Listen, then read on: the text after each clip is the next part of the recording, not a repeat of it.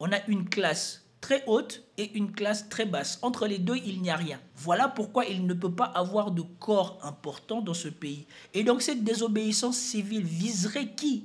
Se manifesterait où? Comment? Pour qu'on en vienne à arrêter arbitrairement un opposant. Bonjour mesdames et messieurs, bienvenue sur ma chaîne. Alors sur cette vidéo, on va s'intéresser à la suite de la procédure contre Seth Kikouni, l'opposant politique congolais qui a été présenté devant les magistrats congolais pour étudier une demande de remise en liberté qui a été formulée par ses avocats. Commentez, likez, partagez pour me soutenir et soutenir la chaîne. Sans plus tarder, nous passons à la vidéo. Alors, vous vous souvenez que dans la précédente vidéo, je vous ai parlé du fait que nous allions revenir sur ce que sa femme était venue dire devant les médias. Et ensuite, nous allons étudier l'information qui est délivrée dans cette vidéo. Écoutons d'abord sa femme. Et maintenant 8 jours. 8 jours que nous ne sommes pas en contact avec lui. Ils ont refusé qu'on puisse le voir. Et il a subi dernièrement une opération. On l'avait retiré le vésicule biliaire. Donc ça veut dire qu'il est d'abord sous traitement et il doit faire son check-up après 2 mois. Donc ça veut dire que cette semaine ici, normalement, il devait déjà aller faire son check-up. Son alimentation est vraiment stricte. Donc je n'ai pas accès, je ne sais pas quoi dire aux enfants et je ne sais pas non plus pourquoi est-ce qu'on l'a arrêté. Le jour où il était arrêté, je n'ai pas eu l'occasion de parler avec lui au téléphone. Donc jusqu'aujourd'hui, je n'ai pas de nouvelles. Donc ce que je voulais demander, je tiens à vous remercier aussi, la Voix des Sans Hommes, pour nous avoir accueillis en ce lieu et de pouvoir lever notre voix pour qu'aujourd'hui, mon mari soit libéré de là où il est. Nous vivons à la sueur de notre front. Tel qu'il est, c'est un homme qui est courageux et tout ce qu'il est en train de faire aujourd'hui, ce n'est pas parce qu'il veut attaquer qui que ce soit, c'est parce qu'il est passionné de son pays et il veut voir les choses changer. C'est pour ça qu'il lève sa voix. Je ne l'ai jamais vu insulter qui que ce soit, donc je demande vraiment la faveur pour que mon mari soit libéré. C'est un père de famille, nous sommes un couple qui est jeune et tout ce que nous sommes en train de vivre, c'est vraiment atroce. Et j'ai du mal à supporter ça, ça fait 8 jours. Je ne sais pas dans quelles conditions il se trouve. Je ne sais pas où il est, qu'est-ce qu'il mange.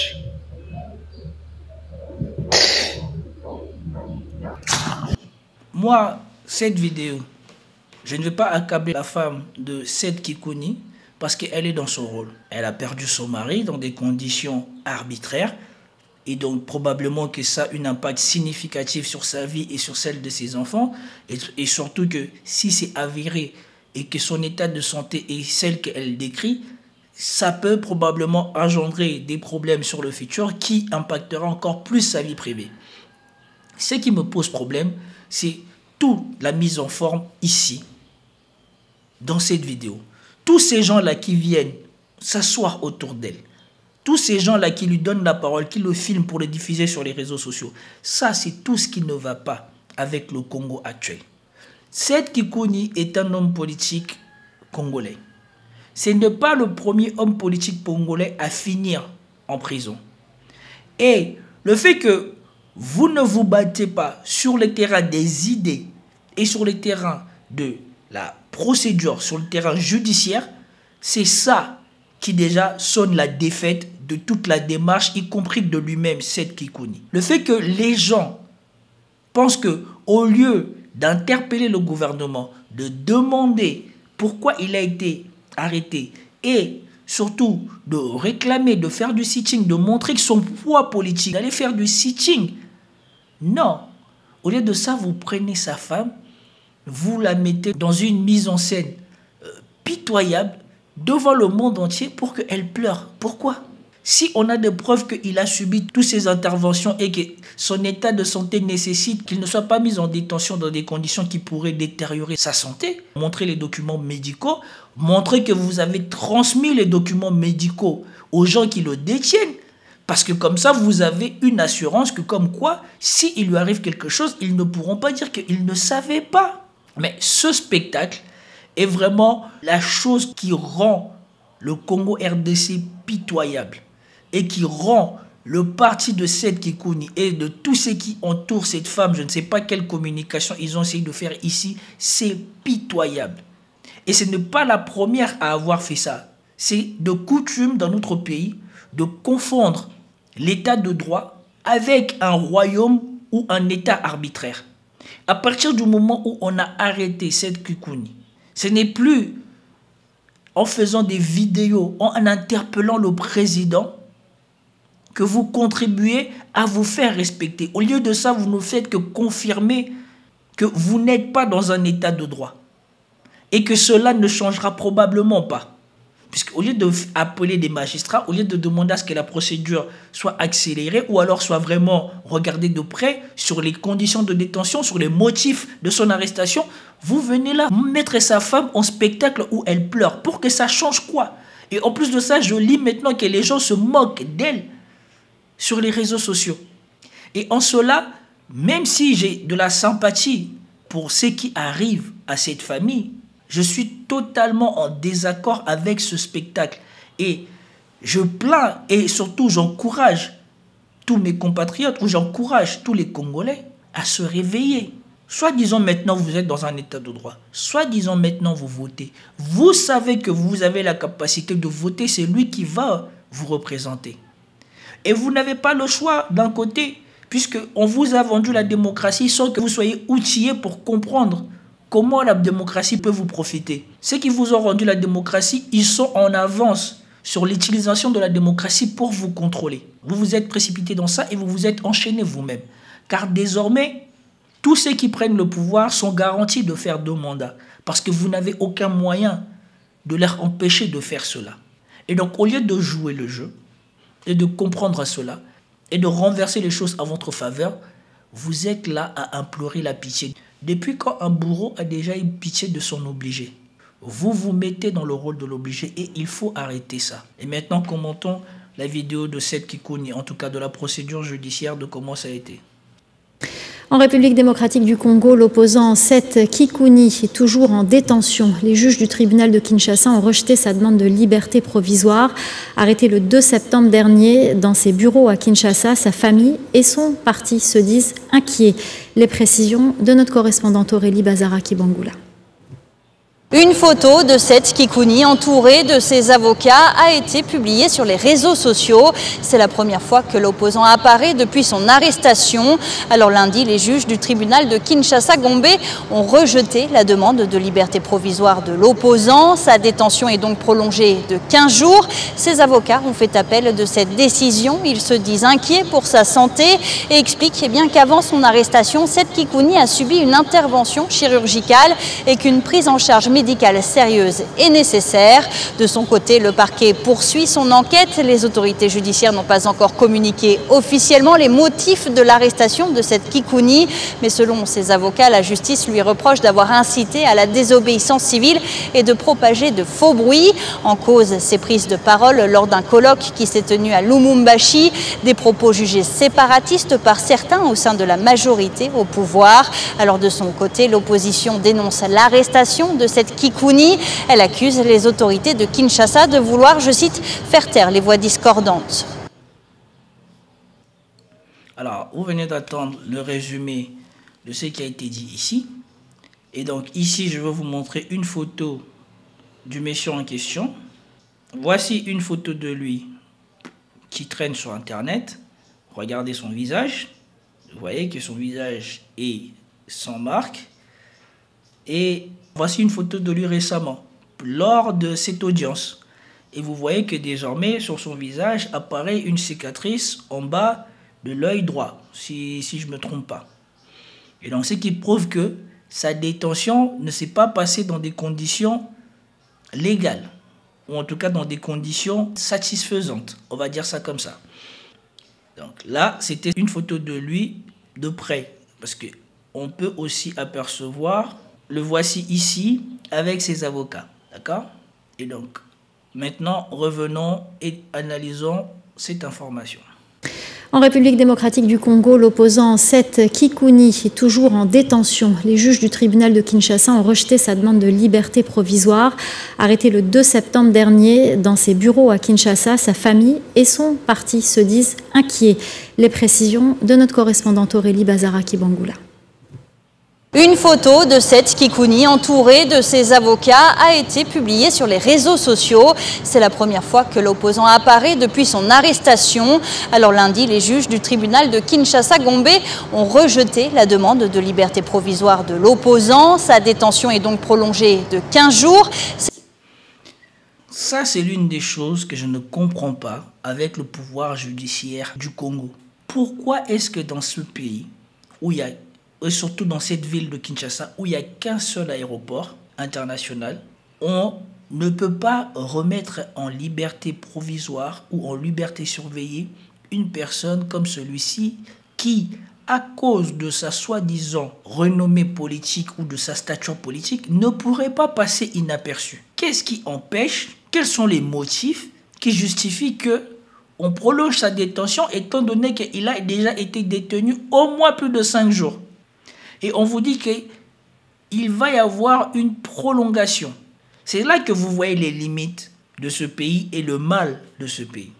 Et c'est ça que je vous dis qu'on est dans un système où on ne peut pas se réclamer d'un état de droit. Parce que quand ce monsieur il a été arrêté, on ne lui a pas lu ses droits.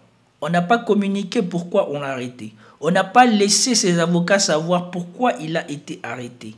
Et malgré tout cela, au moment où il demande une liberté provisoire, je pense, je ne sais pas s'il a demandé l'acquittement ou sa libération, on ne va même pas lui accorder une liberté provisoire, on va le remettre en détention.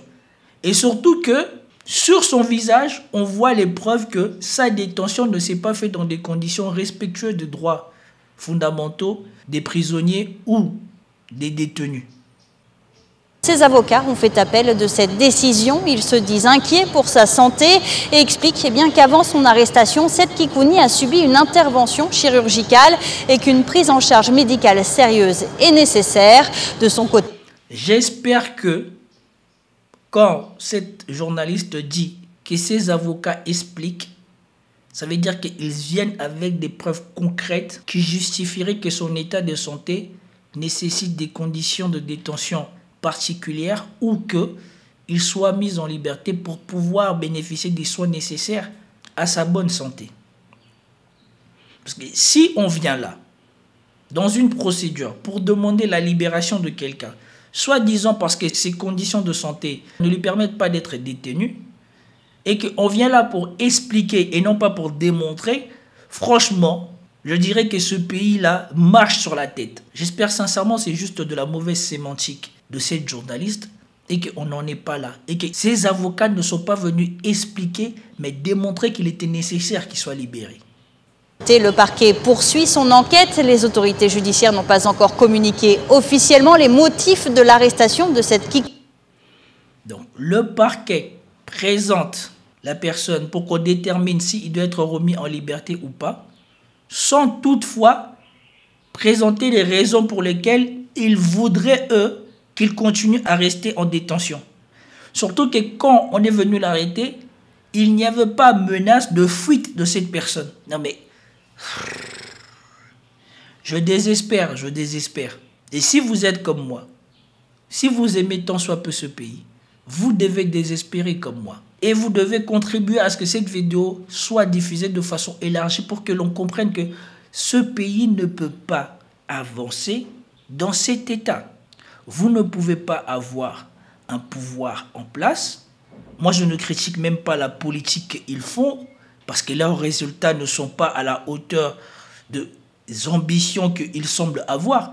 Mais qu'au moins dans la pratique de l'état de droit, on devrait au moins se hisser à la hauteur. Au moins. Kikuni, mais selon ses avocats, la justice lui reproche d'avoir incité à la désobéissance civile et de propager de faux bruits en cause. Alors, inciter à la désobéissance civile. Voyez-vous un pays où les gens peuvent faire de la désobéissance civile? C'est quand la dernière fois qu'on a eu de la désobéissance civile dans ces pays? À mon sens, et je dis bien ici, ce n'est qu'une opinion. Je pense que la plupart des manifestations que l'on voit dans ce pays ne sont pas des manifestations populaires, ce sont des manifestations téléguidées selon les accointances ou les intérêts politiques des gens qui, la plupart du temps, payent pour que les gens viennent marcher pour leur cause. Ça fait très longtemps que je n'ai pas vu les étudiants, parce que c'est encore la seule catégorie de la population qui peut encore se rassembler autour des idées, parce qu'il n'y a pas de retraités, il n'y a pas de classe populaire dans ce pays. Donc, et la classe moyenne est toute petite et inexistante. On a une classe très haute et une classe très basse. Entre les deux, il n'y a rien. Voilà pourquoi il ne peut pas avoir de corps important dans ce pays. Et donc cette désobéissance civile viserait qui? Se manifesterait où? Comment? Pour qu'on en vienne à arrêter arbitrairement un opposant. Et surtout, le plus grave là-dedans, c'est ce délit-là de faux bruit. Il faut qu'on regarde qu'est-ce que c'est que le délit de faux bruit. Article 199 du Code pénal congolais reprime le faux bruit. Attendu comme toute information de nature à alarmer, inquiéter ou soulever la population contre les autorités. Cette disposition est considérée comme liberticide par certains défenseurs de droits de l'homme, en l'occurrence la fondation Bill Clinton pour la paix. Qu'est-ce que déjà eux, ils viennent foutre ici? Est-ce que c'est leur pays? Selon les tenants de cette thèse, la définition de cette infraction est de nature à limiter la liberté d'expression et un moyen de dissuader contre les détracteurs du pouvoir en place. En revanche, les praticiens du droit, notamment les hauts magistrats émérites Nicolas Kedishiba, pensent que toute information alarmiste non vérifiée, sans source fiable, doit être réprimée. La liberté des uns s'arrête où commence celle des autres. La liberté consiste à tout ce qui ne nuit pas à autrui, arguant les professionnels du droit. Et donc, moi, il faut que je trouve comment c'est écrit dans le Code pénal congolais. Je pense qu'il est important. Alors, l'article 199 du Code pénal congolais commence comme ceci. Seront punis d'une servitude pénale de 5 ans ceux qui, sans droit ou motif légitime, auront pris un commandement militaire quelconque. Ceux qui, contre l'ordre du gouvernement, auront retenu un tel commandement, les commandants qui auront tenu leur armée ou troupes rassemblées après que le licenciement ou la séparation en aurait été ordonné. Après, on a 199 bis. Quiconque, en répandant sciemment des faux bruits de nature à alarmer la population, à les inquiéter ou les exciter contre le pouvoir établi, aura porté ou aura cherché à porter le trouble dans l'État, sera puni d'une servitude de 2 mois à 3 ans et d'une amende de 100 à 500 zaïrs, ou d'une de ces peines seulement. Ok, après 199 terres, sera puni de 1 mois à 1 an de servitude pénale et d'une amende de 20 à 100 zaïrs, ou de l'une de ces peines seulement, celui qui, sans intention de porter le trouble à l'État, aura néanmoins sciemment répandu des faux bruits de nature à alarmer la population, à les inquiéter, à les exciter contre le pouvoir en place. J'ai essayé, par mes moyens, de retrouver cet article et de vous le lire. Le problème ici, c'est que cet article est conçu de manière à non pas protéger l'intérêt public ou l'intérêt général, mais à protéger le pouvoir en place. Parce qu'on vous dit, c'est lui qui aura colporté des faux bruits de nature, et je reviens ici sur les mots exacts, à alarmer la population, à les inquiéter ou les exciter contre le pouvoir établi. Donc ici, on a introduit une norme qui est non pas pour l'intérêt général, non pas pour l'ordre public, mais pour empêcher toute critique du pouvoir établi. Et ici, donc, on a une règle législative qui contribue au renforcement du pouvoir exécutif. Et ces règles-là sont, à mon sens, anticonstitutionnelles. Parce que la Constitution, si elle est inspirée des constitutions françaises, doit respecter les droits et libertés fondamentaux des citoyens, notamment la liberté d'expression. Alors ici, je conçois bien que l'on puisse encadrer la liberté d'expression, mais le fait de dire qu'on n'aurait pas le droit ou on ne pourrait pas s'exprimer de manière à ce que la population, en écoutant ce qu'on dit, prenne conscience que le pouvoir établi serait peut-être en train de faire quelque chose qui n'est pas dans l'intérêt général, est un délit pénal, ça c'est un problème. Parce qu'à partir du moment où on diffuse son opinion, les gens la reçoivent, la digèrent, à partir de là, ils décident d'eux-mêmes ce qu'ils vont faire. Et donc on va rendre comptable des gens qui ont des convictions politiques contraires au pouvoir établi, dès lors que ces convictions politiques impriment sur la population et que la population rejette le pouvoir établi. Et ça, je ne sais pas comment vous l'appelez, mais pour moi, ce n'est pas de la démocratie. Et ça, c'est sans doute la preuve flagrante que tout le cinéma qu'on est en train de nous faire dans ce pays n'est que parole. Et que jusqu'à maintenant, dans ces pays, nous avons un pouvoir législatif, un pouvoir judiciaire aux ordres du pouvoir exécutif.